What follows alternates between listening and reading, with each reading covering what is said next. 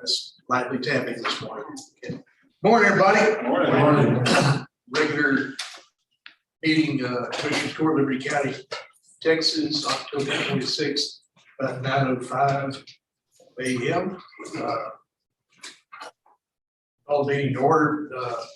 Let the record show that Commissioner Karbowski, Commissioner Arthur, Commissioner Wilson are in attendance today. Commissioner Whitmire is by Zoom.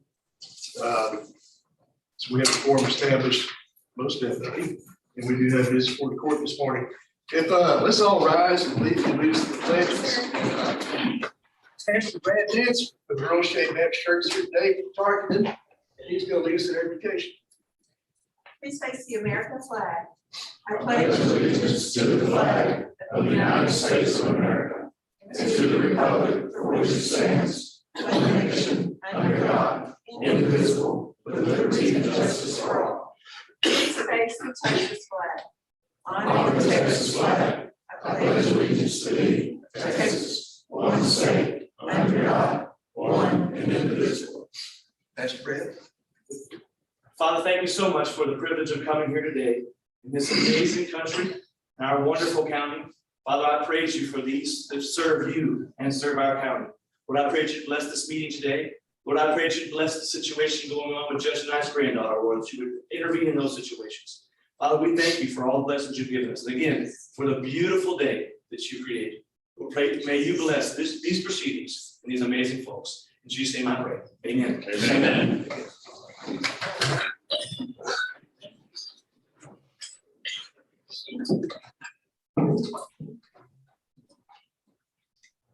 Right, notices and proclamations, and we do have a proclamation today. That Pastor Brad's here with us today, and Jay Rice, our friends from up around Tarkenton, and we have 150th anniversary of Earl Shade Baptist Church coming up. That's this weekend, it's Sunday. So we're gonna have pretty good attendance here, no doubt. Why don't y'all come up, we'll have this resolution, we'll read this together, and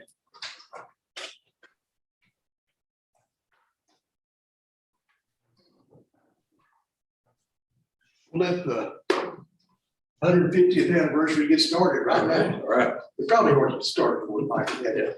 Okay. Whereas since its founding a century and a half ago, Earl Shade Baptist Church of Cleveland has served as a source of spiritual enrichment for generations of Texans. Whereas around 1870, a small group of worshipers began meeting under a brush arbor in Tarkenton Prairie. And soon thereafter, the first sanctuary was constructed, serving both the congregation and the local Masonic lodge. At that time, the community lacked any formal law enforcement body of its own, and the records show that the church played an important role in establishing an environment of order and cooperation.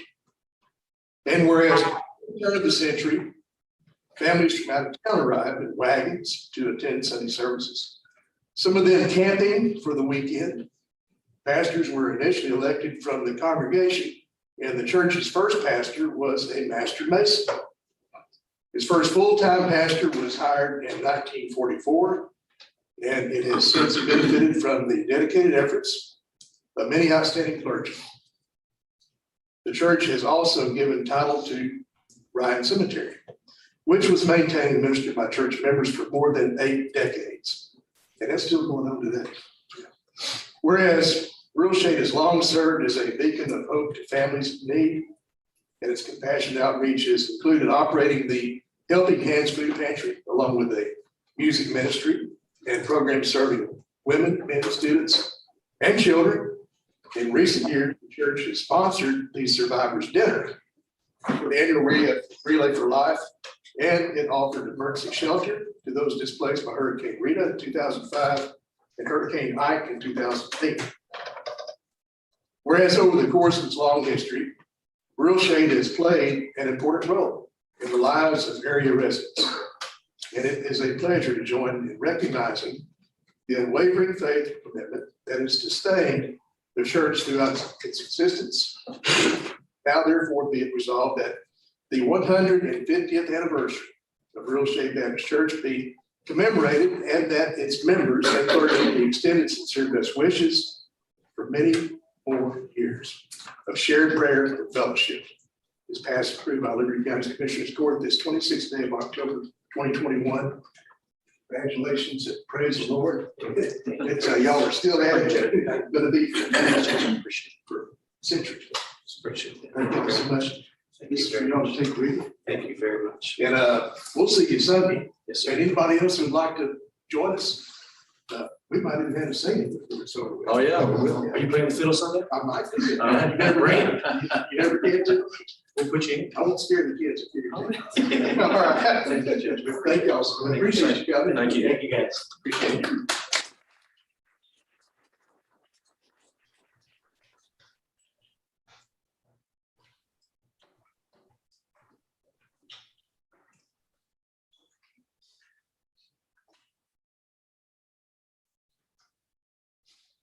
All right, any public comment this morning? Open comments. Okay. How about declaration of conflicts of interest? Anyone? You? Okay, we'll move on to consent agenda. Let's see, go ahead, the opportunity to look this over. Any questions, concerns? Discussion? I got a question. Please. On our monthly reports, I always see that we have constables 4, 5, 6, and a couple of JPs always throw in. Is it a requirement for all of them to send in a monthly report, or is it just whatever? We've always requested that these be sent in. Okay. Sometimes they get here a little bit late for this particular posting. They stagger them. They stagger them, yeah. Yes, do they? So we do get them, yeah.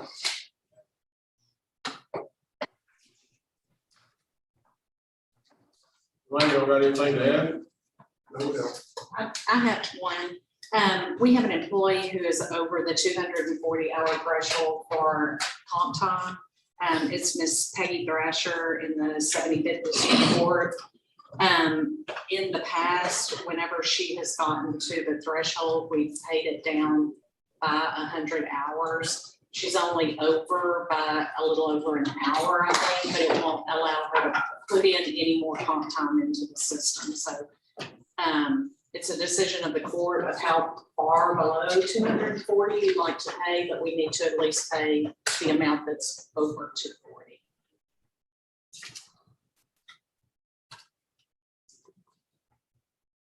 From paying down to 100 because, 100 hours. Okay. it's no use being right on the border with the way things are now. Okay. I move we approve the consent agenda with an addition. Second. Got a motion. Hey, what, did you say 100 hours? Yes. Or reduce it by 100 hours? Yeah. Let's split that. Huh? Let's split it. Let's split it to 120. Split it to 120. It's 240 now, let's split it to 120. We're only paying down 100. Paying down to 100. 200, down to 100. Okay, she's sitting at 240, correct, Ms. Kemp?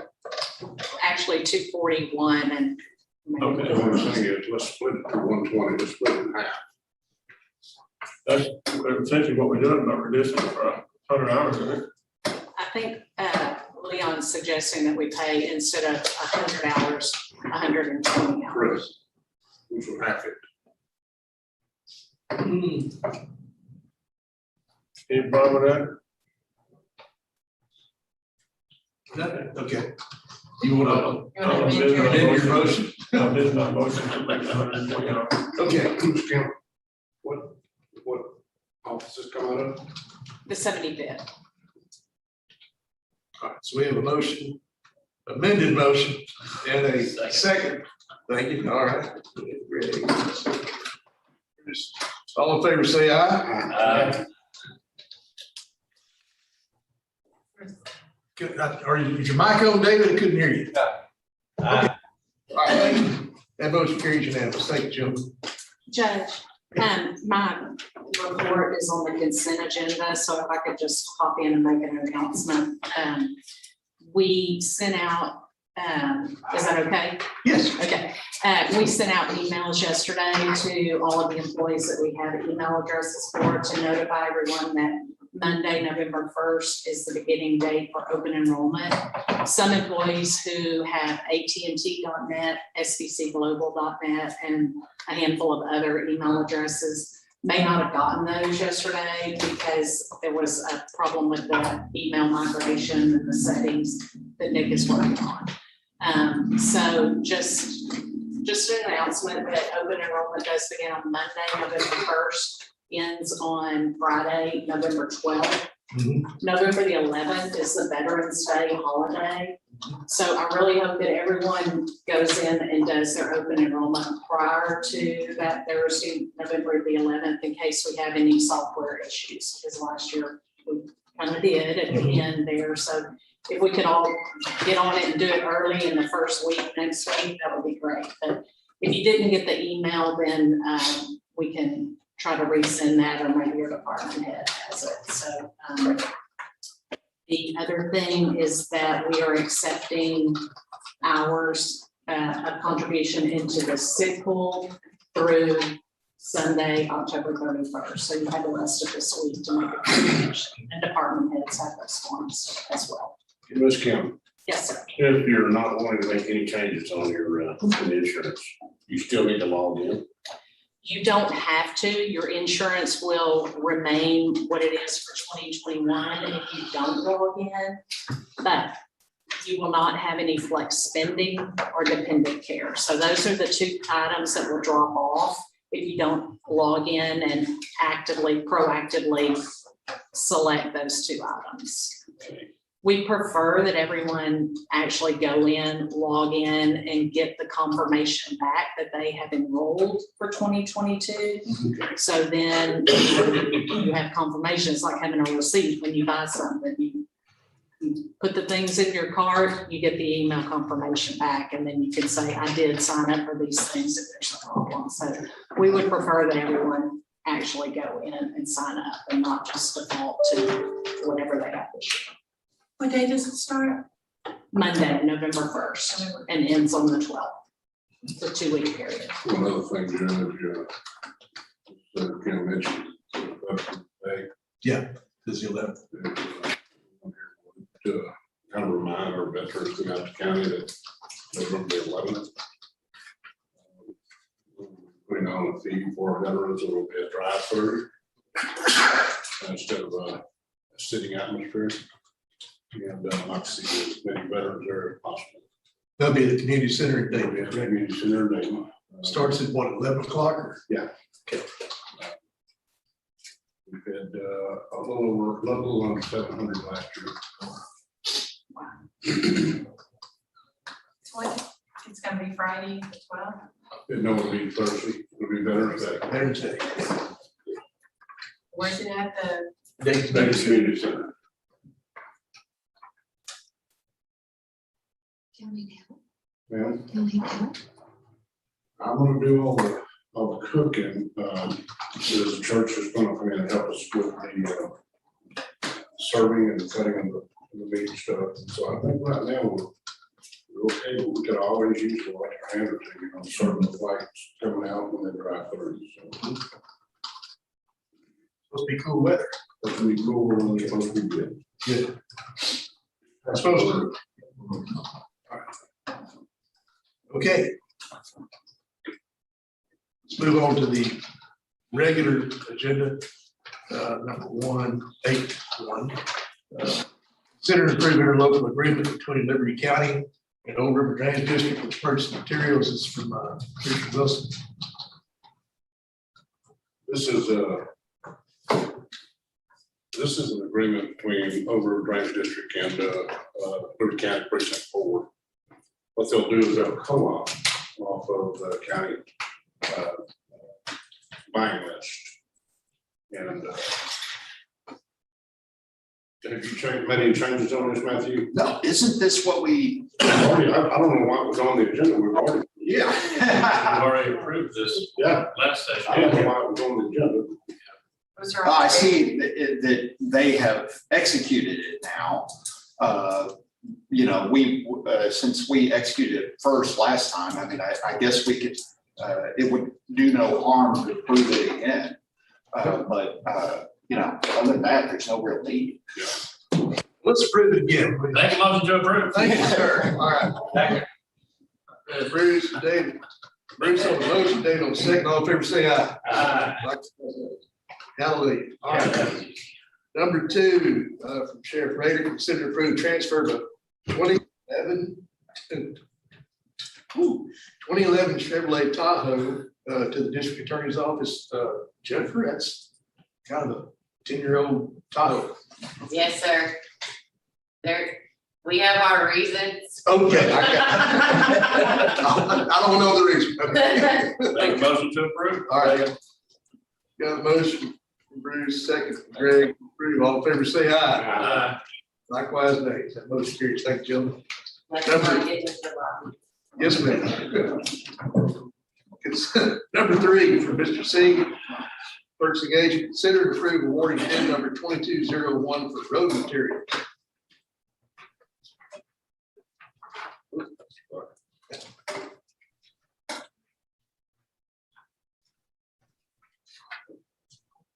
All right.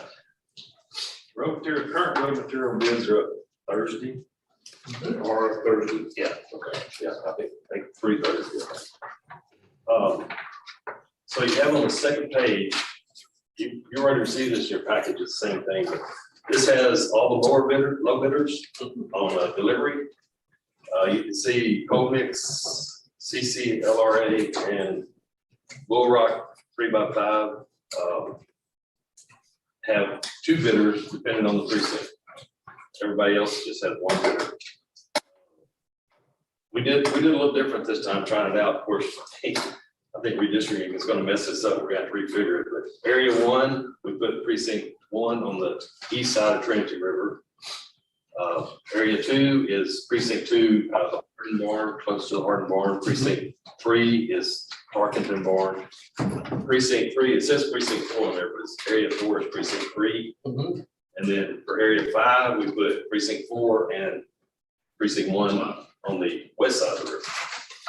So I always thought it's kind of ridiculous that they were giving us different prices for, and the barns are so close, or what is going to be as barns so close over there. But anyway, that's how we did it this time. A little bit different, not a whole lot, but just a little bit. And like I say, all the low bidders you can see on there. Now the next page might be a little more confusing.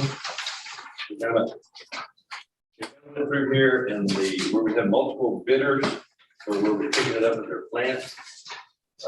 We got their addresses, or stepping out their addresses from the plants. This is pickup, right? Yeah, this is pickup, okay. Okay, so we go down to the.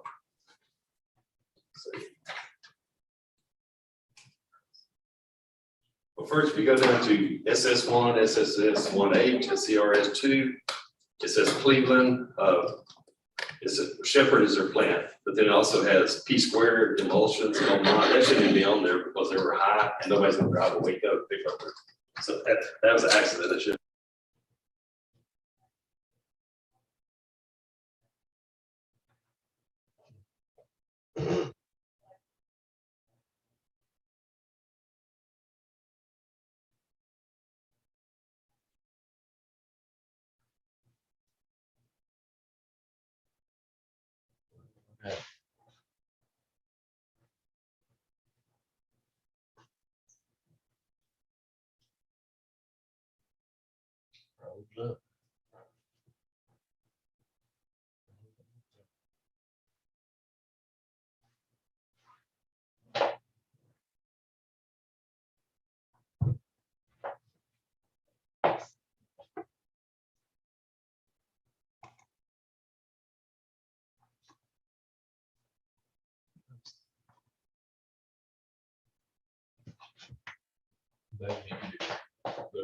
It's their system.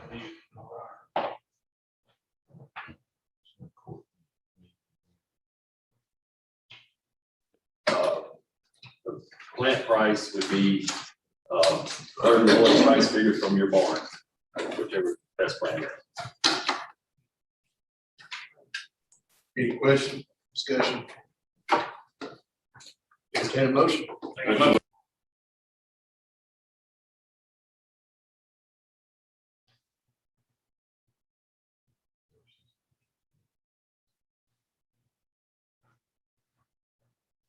Bid documents, we put in there that if, because we have so much problem these days, if your lowest bidder does not have the material and there is the next lowest bidder, we put in there, they contact the purchasing agent, we determine that they can't get it in a timely manner, you have your road ready to go, you can go to the next bidder. But then after that, it goes back up to the low bidder again, just like we always had in the past. We did put that in the documents, I just didn't put it on here. Carol, can I clarify for a second? You're not awarding bids, you're accepting bids? No rewarding. No, you're awarding? So just awarding what's on the sheet? Okay. Got a motion, Bruce second, Leon, to approve the award of these bids. All in favor, say aye. Likewise, nay. That motion carries. Thank you, John. Harold, let's sit down. We've got a few more ready here. Number 4, consider and approve awarding bid number 2202 for a truck for road and bridge number 1. Got a bid from BJ Ford, it's 2021 Ford F-150 Lariat Crew Cab. The bid was $56,245.51. 56, what? $245.51.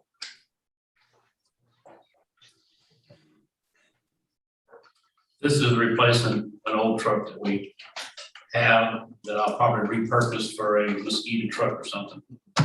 Did it one time? Or? No, it's a half ton, 4-door crew truck. It just, it asks questions. Well, these things I'm gonna buy a new truck. I just want to know what's gonna cost. Okay, Make a motion to approve. motion Bruce, second Leon to approve. All in favor, say aye. Likewise, next. That motion carries. Thank you, gentlemen. One more, Harold. Consider to approve contract for inmate phone system with NCIC. We've been with these guys a while. Yeah, we did a RFP, there was an evaluation committee with Stephanie and I think 2 people from the sheriff's department. They evaluated them, interviewed, usually wanted to interview, and they came back and recommended this NCIC inmate communications. Okay. Y'all good with that, chief? Yes, sir. Okay.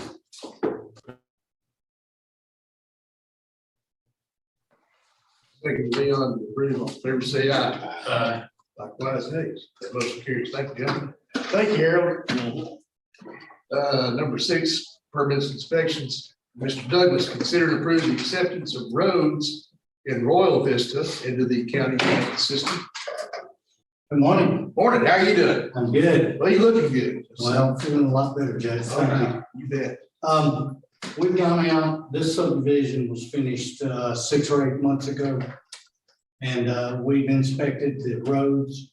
Everything is in good condition up there. We did notify the developer that he needs to do some drainage work. He's got some ditches that have silted up. This is in Commissioner David Whitmire's precinct. And we're gonna ask you today to accept this subdivision for admission into the 2-year warranty period. So we admit it runs 2 years. The subdivision developer maintains it. If it's still in good shape at the end of that 2 years, then they'll request that we accept it into perpetual maintenance. So we're gonna recommend that you accept this subdivision, Royal Vista. David, have you looked it over? You okay with this? Yes, yeah, that's good to me. Okay. All right. Was that a motion, Leon? Second. A motion, Leon, second, Bruce, to approve. Say aye. Likewise, next. That motion carries. Thank you, gentlemen. Number 7, let's see, consider and approve the final for section 12 of the Santa Fe subdivision, and it has been approved by LJA Engineering. Yes, sir, we did one back a couple of meetings ago. Right. We've got the, Is he trying to say, were you trying to say something, Commissioner? I'm hearing noises, so. David, were you saying something? No, sir. Okay. Just making sure, I'm sorry to interrupt. back to business. We have the final plats here today for section 12 of Santa Fe. LGIA has approved this. You're looking at an addition of 2,017 lots.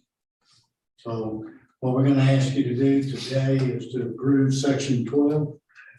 And then, gentlemen, if you approve it, please hang around and execute these Mylars for me after the meeting.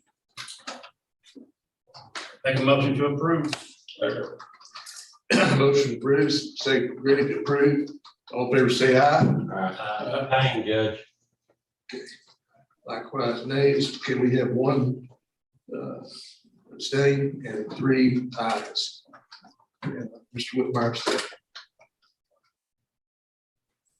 Number 8. Thank you, gentlemen. Thank you. David. Appreciate it.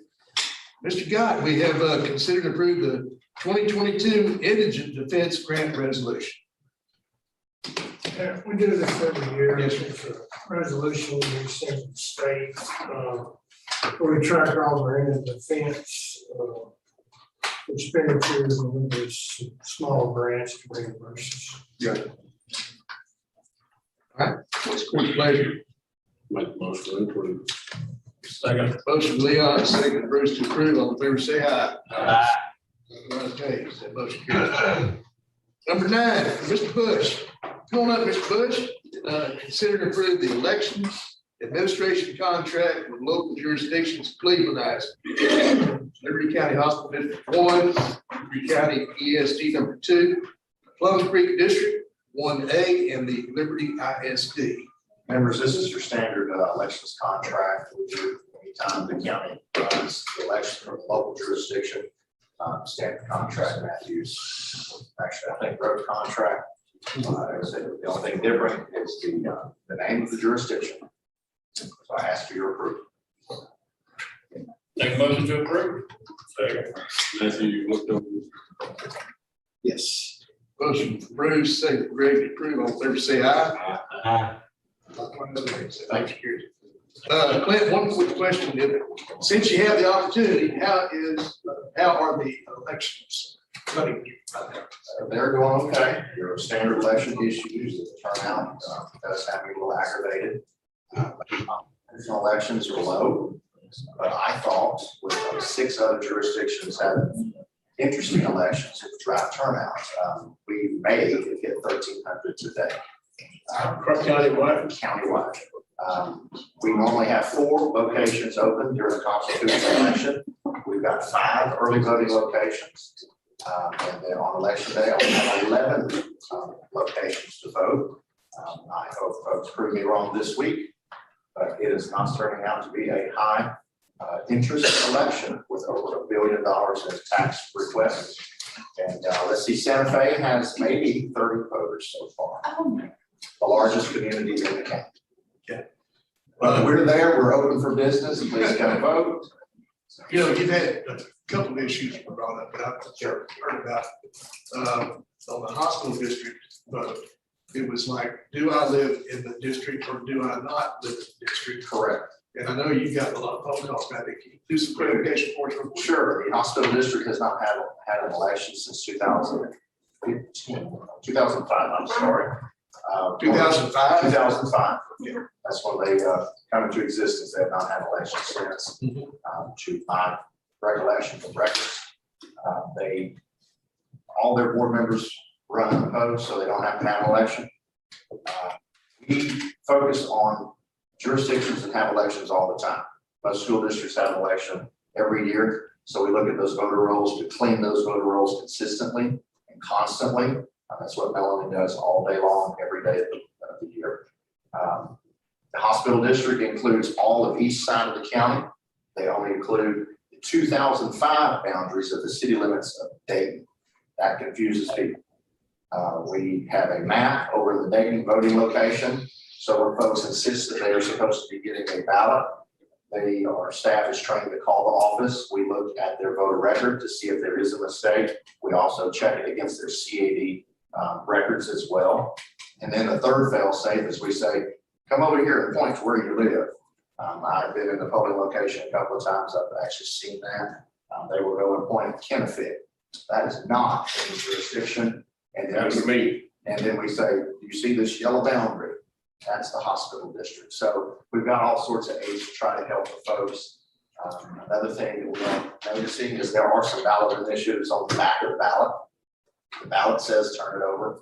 We also have 2-foot signs. We have signs in every location saying, hey, don't forget, there's things on the back of the ballot, please turn it over. You'll be surprised how many folks just, they don't turn their ballot over until it's too late. That's another issue we're seeing. Other than that, things are going okay. The most controversial election that we have is the hospital district. 6 more days it will be over. Like there's more voting on Facebook than there is on the election. There's a lot more voting on Facebook, but I don't run the Facebook elections. You know, Clint does have a unique method for cleaning the voter rolls. And it's, I know it goes through your office, Lee, as far as people that voted, because, well, they passed away. But what Clint also does is can also look at obituaries in the papers or whatever the media might be, and they go through there and it's like, well, there's an obituary. Might not get to notice it leaves office for a month or so. So it's almost immediate there that they can go back and check. So that's being proactive. Thank you. And every day we look at Bluebonnet News and we have subscriptions to all the county papers. And yeah, we take off folks every day for the death records. We also do the DPS records. One thing that we do try to do proactively is the maps. We have an overlay, a GPS overlay that we could plug in the map, then we put the voter roll on top of it, and anybody that's outside of the jurisdiction, we can go and do an investigation to see what the issue is. We've got over 30 jurisdictions, some we have not done, some we don't do as often. Hospital district is one of those, but yeah. Anyway. One more question. Yes, sir. If there's a discrepancy in say in the hospital district, if you live in the district or not, that was that question. And it gets down to where you have a provisional vote. Can you explain a provisional vote to folks that don't understand what one is? A provisional ballot is the law. It's a fail-safe ballot. Every provisional vote will be counted. They will be adjudicated to see what the issue is. One person on Facebook said that a provisional ballot's never counted. They're thrown in the pile, and only if they need them will they ever be counted. That is absolutely false. A provisional ballot, if you walk in and say, I live in Hardin, but I insist that I get to vote in the Cleveland ISD ballot initiative.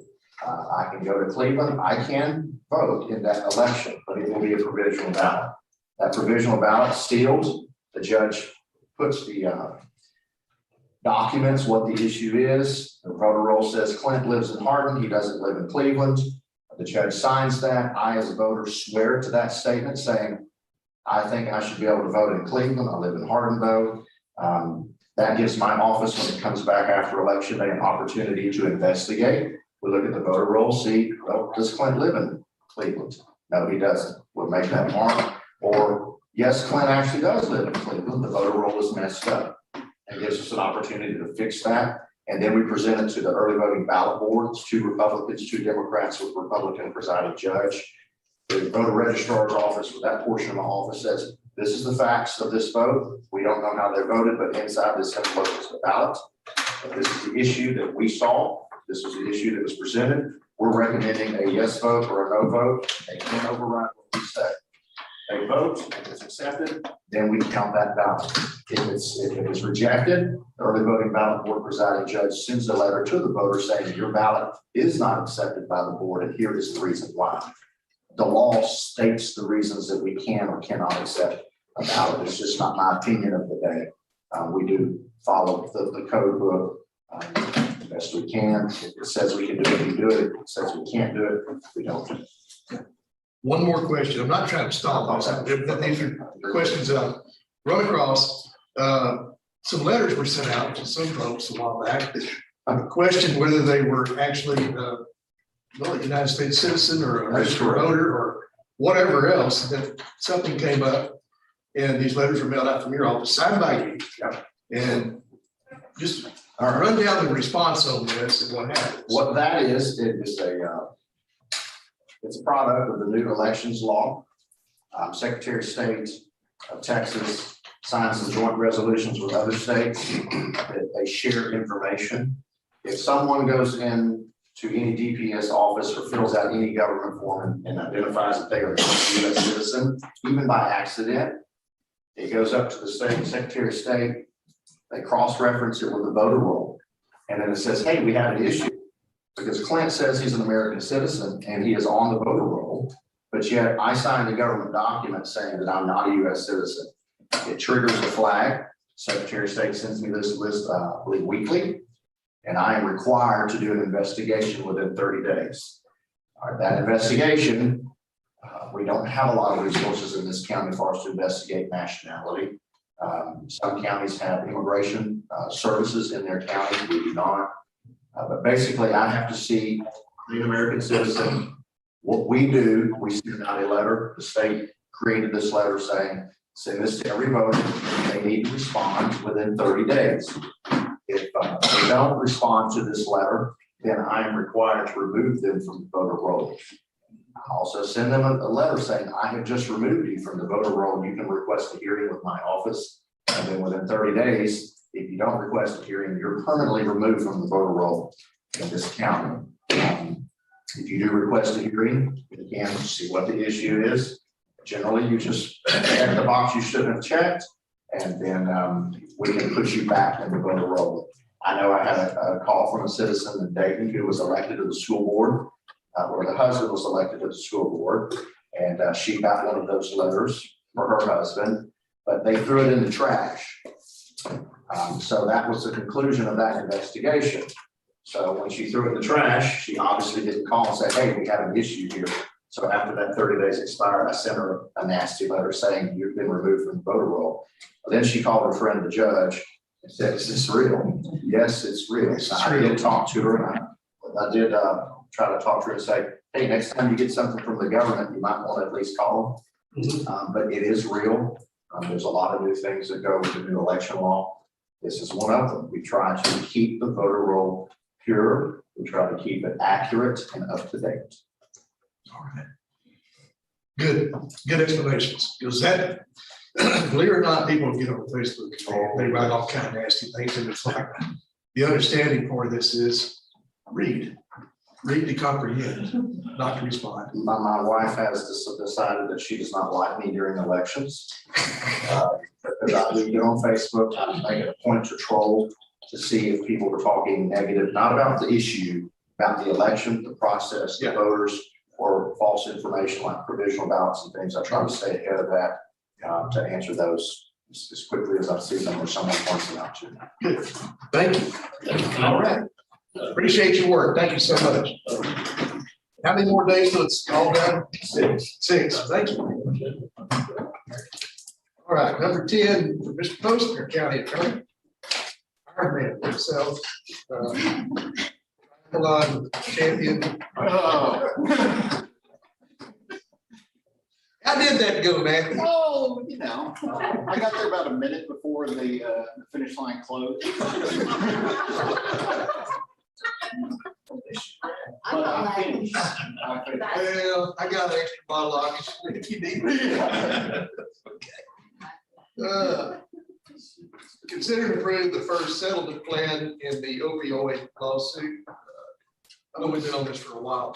We have, and I would like to go into executive session. We have outside counsel who I can bring Commissioner Sport up to speed a little bit on, but she's going to have more details. And I haven't seen her log in yet. Perhaps if we could take this out of order, and at the very least, when we come back, I'm sure that y'all look at everything I know. Let's move this to the end.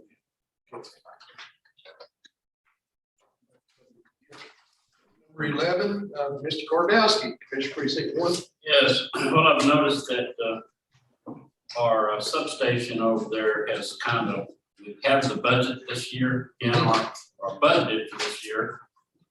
Stephanie is telling me and Harold's telling me it's going to take us about 4 months or so to get these bids and stuff, so I figured I'd go ahead and put it on here. Let's go out for bids.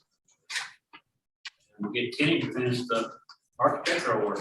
Yeah, I know on that plan, he has the initial plan that the sheriff looked at, and I know that David, your department looked at as well, since you have a location. And then when it came in, it was quite expensive, so we had to scale it down. The offices were cut by about 1/3 of the size. maybe even about half its size. And that was what we're doing right now, is ramping up toward that. But yeah, One question, I know the land was gonna be donated, the title to the land has been transferred to us. Yes, that is correct. We did that Yeah. last summer. year ago. Yeah, about a year ago. Yeah. Okay. There was a, more or less a condition on it that we construct within, I want to say, 2 years. Make the motion. Motion Leon, second Greg to approve, all in favor, say aye. Aye. That's right. Thank you, Jim, it does pass. For Ms. Webb, are you there today, Ms. Webb? I think, yeah, there you are. Yes, I'm present. Number 12, consider to approve the continuation of fund for Veterans Assistance 2022-2023 for Liberty County Veterans Financial Assistance to help support our veterans and surviving spouses. Ms. Webb, you want to enlighten us a little bit about this, or it's continuation, I know, but just so the folks will know what we're doing. Yes, so we're currently assisting our veterans with a financial assistance grant that is reimbursed with Texas Veteran Commission funds for veteran assistance. We are assisting them with mortgage, rent payment, electric, utilities as a whole. So this has been in place since the year 2020. So we started in 2020, and we are meeting the needs of a lot of veterans. We helped 37 families, veterans on last term with the financial assistance grant, and 3 surviving spouses. So there is a need. We are continuing with the year of 2021, and we are on track currently assisting our veterans. So we would like to continue to grant. And what it does is those veterans that's faced with hardship, we kind of intercept, so they won't lose their lights, get their lights turned off, so they won't, go into foreclosure. So it has saved quite a few families during the things that's been going on with veterans. They had health cares that just interrupted their lives. There's been a lot of stories that we actually the Liberty County really came through for them with this grant, and we would like to continue to do that on their behalf. So we're just seeking your approval so we can put in for a continuation. All right. Any questions? Entertain a motion. Make the motion, we approve. Motion Leon, second Greg to approve. All in favor, say aye. Aye. Likewise, next. That motion carries. Thank you, Ms. Webb. Thank you. Yes, ma'am. Number 13, from Mr. C, consider approve $1,000 earnest money to Tarver Abstract from KSHN building. And we approved this at the last court purchase. Yeah, it's been approved for a while. This is kind of last step, I guess, that Tarver to finish up their stuff. They said we bring the earnest money check, they'll finish up theirs within a few days, within 2 weeks. I'd say probably 2 weeks. Make the motion, approve. Second that motion. Motion Leon, second David. All in favor, say aye. Aye. Likewise, next. Motion carries. Thank you. Gerald, y'all ready to move in over there? Oh, yeah. Close. Let's go back to number 10. Matthew, about the opioid lawsuit. Yes, I'd ask we go into executive session. Make a motion to go into executive session. Okay, a motion from Bruce, second Greg to move to executive session this time. All in favor, say aye. Aye. Likewise, thanks.